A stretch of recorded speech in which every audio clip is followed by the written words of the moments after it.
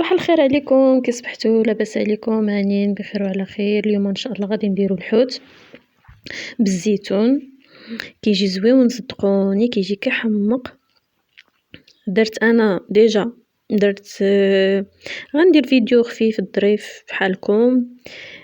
ديجا درت انا القزبر ومعدنوس، درت تويمه مقطعه، عندي هاد الميكسور هادي زويونه بزاف، دغيا كتعاونني في القزبر ومعدنوس وفي اي حاجه بصراحه الله. كدير البصله، كدير كلشي، غير هي البصله كتحفي الموس ديالها.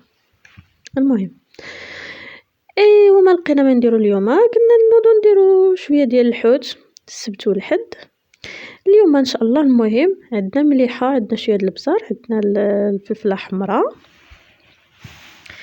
زدنا شويه ديال المليحه، شويه ديال البصل، فلفله حمراء، درنا الحامض. كنصحكم ديروا حامض بزايد، لان الحامض بزايد كيجي زويون في الحوت.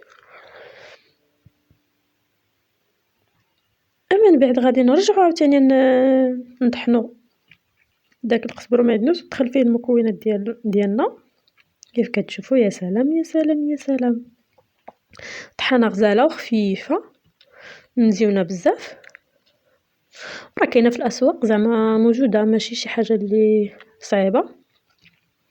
المهم كيف كتشوفوا ها هي الشرموله ديالي وجدات.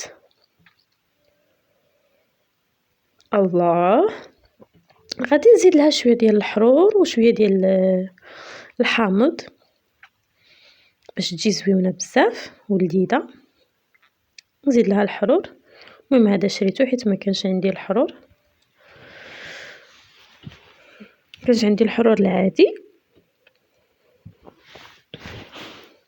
كنتمنى ان منوعات سماسم تكون كتفيدكم، حتى هي غير يعني غير انا غير كنتعلم، زعما ماشي شي وحده اللي معلمه ما شاء الله، ولكن كنتعلم معكم. ودابا غادي نجيبوا اللاطه ندير فيها البصيله ديالنا دواور، ما نديروش بزاف غير على حساب الحوته ديالنا باش ما تحرقناش من التحت.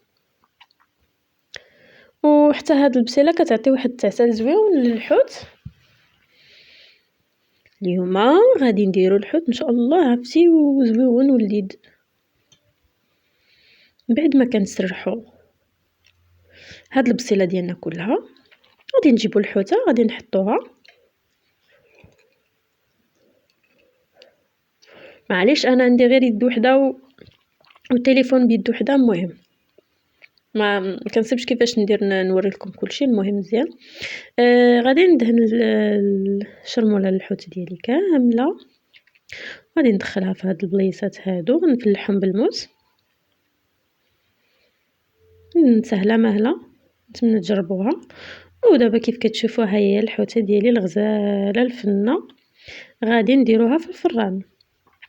مع دابا الزيت اللي غلا ما بقيناش كنقليو الحوت، صافي ولينا نديرو غير في الفران. دابا واحد شويه غادي نقصوا عليها الفران من تحت ومن الفوق، واحد شويه ها هي وجدات.